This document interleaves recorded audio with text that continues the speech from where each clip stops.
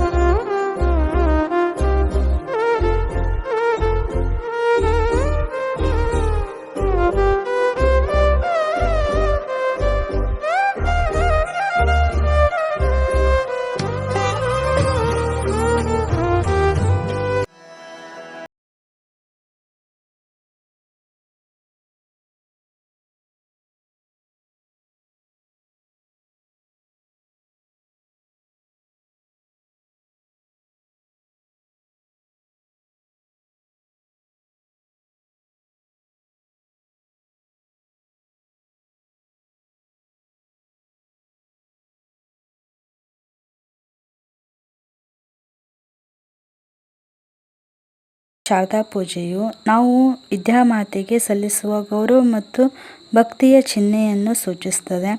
ಮಕ್ಕಳಿಗೆ ಜ್ಞಾನ, ಬುದ್ಧಿವಂತಿಕೆ ಮತ್ತು ಶಿಕ್ಷಣದ ಮಾರ್ಗದಲ್ಲಿ ಪ್ರೇರಣೆಯನ್ನು ನೀಡುತ್ತದೆ. ಇದು ಮಕ್ಕಳಲ್ಲಿ ವಿದ್ಯಾಭಿಮಾನ ಹಾಗೂ ಸಾಂಸ್ಕೃತಿಕ ಮೌಲ್ಯವನ್ನು ಬೆಳೆಸಲು ಸಹಾಯವನ್ನು ಮಾಡುತ್ತದೆ.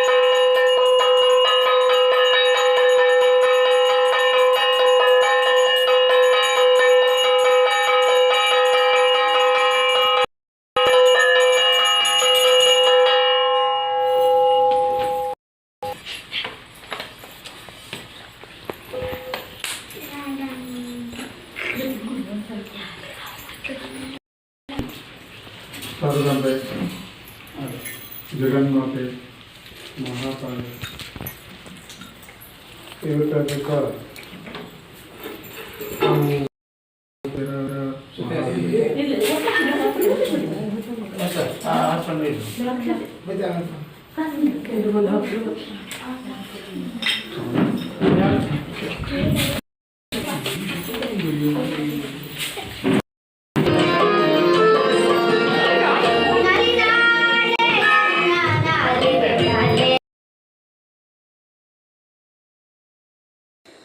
ವಿದ್ಯಾದೇವತೆಯಾದ ಸರಸ್ವತಿಯ ಪೂಜೆ ಸಲ್ಲಿಸುವ ಮೂಲಕ ಅವರನ್ನು ಗೌರವಿಸುವ ಮತ್ತು ಶಿಕ್ಷಣದ ಪ್ರಾಮುಖ್ಯತೆಯನ್ನು ಅರಿಯುವ ಅವಕಾಶವನ್ನು ಪಡೆಯುತ್ತಾರೆ.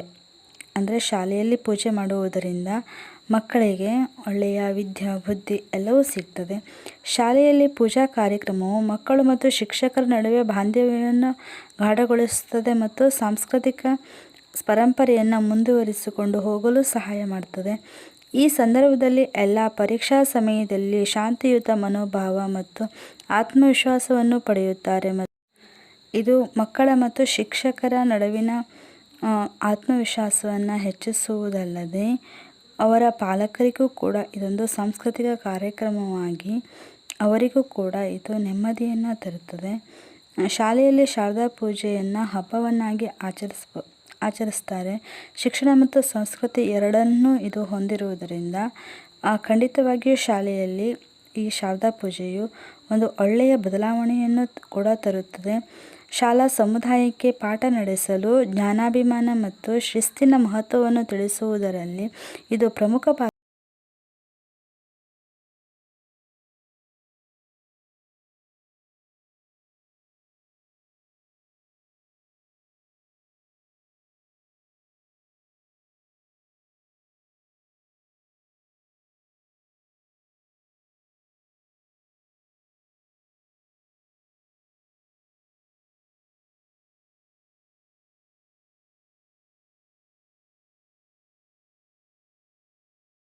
ಪೂಜೆ ತುಂಬ ಚೆನ್ನಾಗಾಯಿತು. ಪೂಜೆ ಮುಗಿಸ್ಕೊಂಡು ಸಿಹಿ ತಿಂದ್ಕೊಂಡು ಕೆಲವೊಂದು ಫೋಟೋವನ್ನು ಹೊಡಿಸ್ಕೊಂಡು ಮನೆಗೆ ಬಂದ್ವಿ.